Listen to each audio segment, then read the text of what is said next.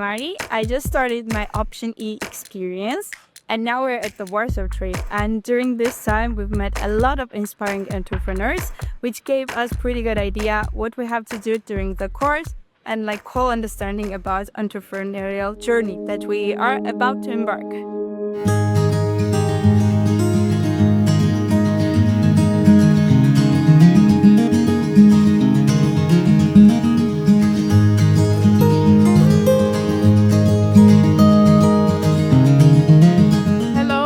An amazing day today. We have the view of Warsaw right now behind us, and you should also join Option E next year.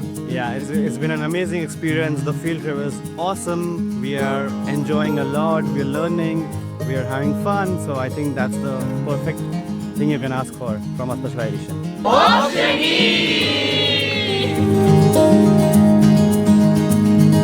Yeah, hey, I'm Leon, and we just went out of PZU.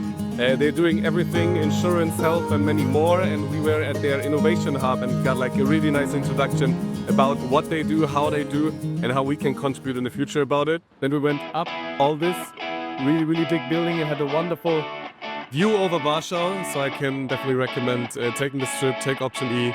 It is amazing. Whoa!